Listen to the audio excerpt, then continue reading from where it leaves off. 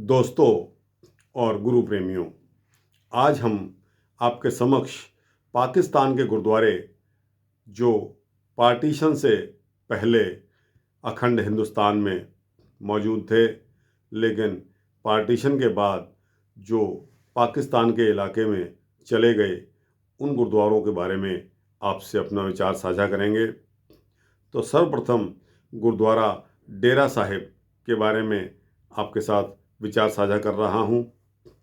सिखों के बहुत सारे धार्मिक स्थल गुरुद्वारे पाकिस्तान में हैं। सिख धर्म के प्रवर्तक साहिब श्री गुरु नानक देव जी का जन्म यहीं पर हुआ था। साहिब श्री गुरु नानक देव जी ने कई देशों की यात्राएं भी की थी। लाहौर में 5वें गुरु साहिब श्री गुरु अर्जन देव जी को शहीद किया गया था। 5वें गुरु की शहादत 1606 में लाहौर में हुई थी। उन्हें मुग़ल सम्राट जहांगीर के आदेश से बहुत सी यातनाएं दी गई थी। गुरु अर्जन देव जी को गर्म लोहे पर बिठाकर शरीर पर गर्म रेत डाली गई थी। इस कारण उनके शरीर पर छाले पड़ गए थे। इसके पश्चात और अधिक कष्ट देने के लिए गुरु अर्जन देव जी को रावी नदी में स्नान करने के लिए कहा गया। गुरु जी ने नदी में स्नान के लिए उसमें डुबकी लगाई, किंतु उसके बाद गुरु जी बाहर नहीं निकले। उनकी याद में महाराजा रणजीत सिंह जी ने किले के सामने ही एक धार्मिक स्थान भी बनवाया, जिसे गुरुद्वारा डेरा साहिब कहते हैं। महाराजा की अपनी समाधि भी इसी गुरुद्वारा डेरा साहिब से थोड़ी ही दूरी पर है।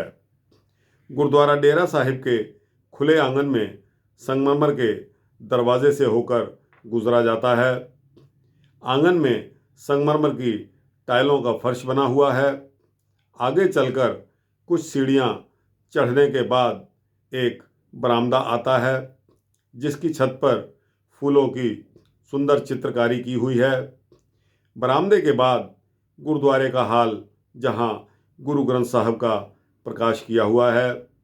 हर वर्ष जून के महीने में गुरु साहिब की शहादत की याद में यहाँ पर भारी मेला लगता है, जिसमें शामिल होने के लिए पाकिस्तान के अलावा भारत, अफ़गानिस्तान, इंग्लैंड, कनाडा और अमेरिका इत्यादि देशों से श्रद्धालु दर्शनार्थ आते हैं।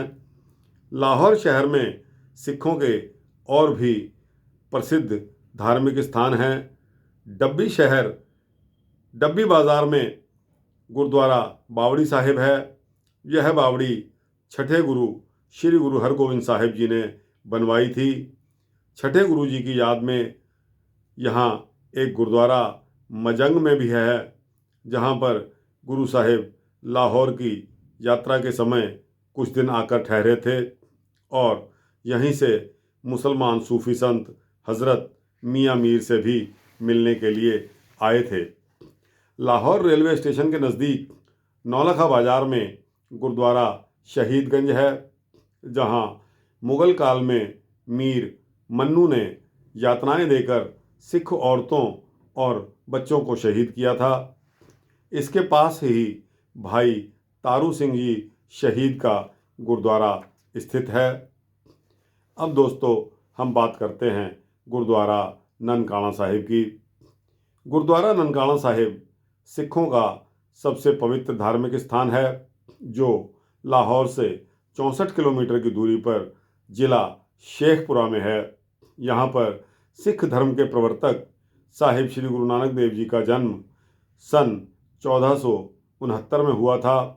उस समय इस स्थान का नाम तलवंडी था।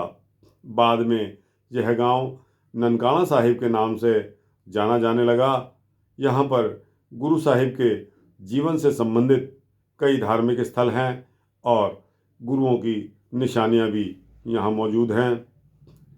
दोस्तों, अब हम बात करते हैं गुरुद्वारा जन्म स्थान के बारे में। इस स्थान पर ही गुरु जी का जन्म हुआ था। मौजूदा इमारत सन 1819-20 की बनी हुई है। सन 1921 में सिखों ने कुर्बानियाँ देकर उदासी मेहनतों से इस गुरुद्वारे पर कब्ज़ा हासिल किया था। यहाँ पर गुरबाणी का पाठ कर रहे सिखों पर महंत के अनुयायियों ने हमला करके उनको बहुत बेरहमी से मार डाला था।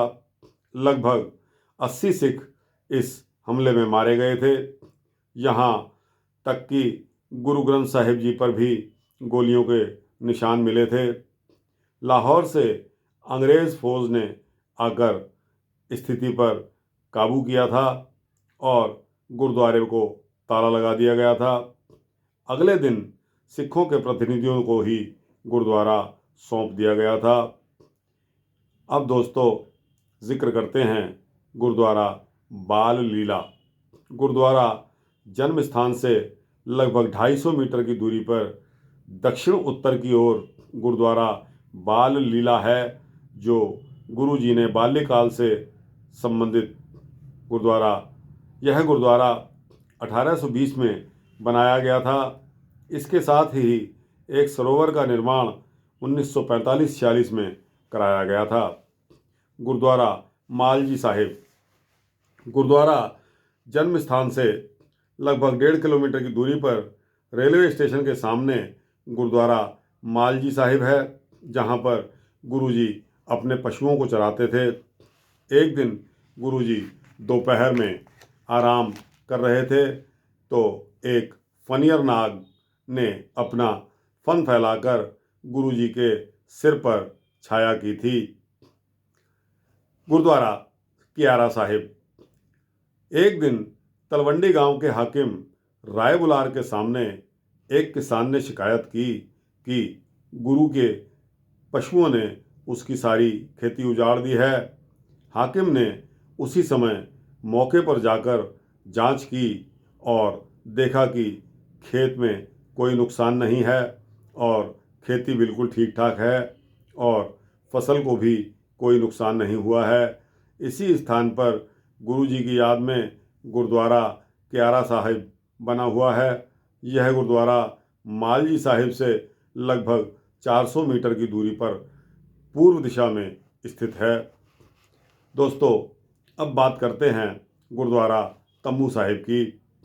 यह गुरुद्वारा जन्म स्थान से 400 मीटर पूरब की ओर स्थित है। अभी गुरुजी अपनी किशोरावस्था में ही थे कि उनके पिता ने उन्हें व्यापार करने के लिए 20 रुपये दिए थे ताकि वह सौदा बेचकर अपना लाभ कमा सकें, लेकिन गुरुजी ने वह पैसे वह सौदा भूखे साधुओं को भोजन खिलाने कर सारे के सारे 20 रुपये खर्च कर दिए। गुरुजी का विचार था कि यही सच्चा सौदा है। गांव लौटकर गुरुजी घर के बाहर आकर एक पेड़ के नीचे बैठ गए। उनके पिताजी उन पर बहुत नाराज़ हुए। इस जगह पर पेड़ की शाखाएं तंबू की तरह बनी हुई हैं और अभी भी यह पेड़ कायम है। यहाँ गुरुद्वारा तंबू साहिब है। दोस्तों एक और सिखों का धार्मिक पवित्र तीर्थ स्थल पंजा साहिब, जिसकी महानता इतनी है कि दूर दूर से देशों से लोग आकर यहाँ दर्शन करने के लिए आते हैं।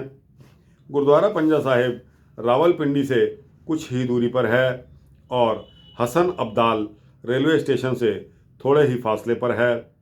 यह गुरु नानक देव जी की याद से जुड़ा हुआ सिखों का पवित्र धार्मिक तीर्थ स्थान है। गुरुद्वारे की इमारत सफ़ेद संगमरमर की बनी हुई है। इसके साथ ही एक सरोवर है। गुरु साहिब जी के प्रारंभिक जीवन की एक घटना के साथ पंजा साहिब का विशेष संबंध है। इस स्थान पर श्री गुरु नानक देव जी ने अपने साथी मर्दाना के साथ आकर पहाड़ी के ऊपर एक मुसलमान पीर वली कंधारी जो कि वहाँ रहता था, गुरुजी के साथ मर्दाने को बहुत प्यास लग रही थी।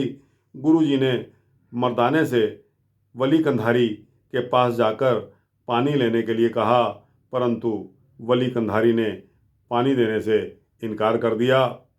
गुरुजी ने चमत्कार दिखाया और चश्मे के पानी को पहाड़ी के नीचे अपने पास खींच लिया।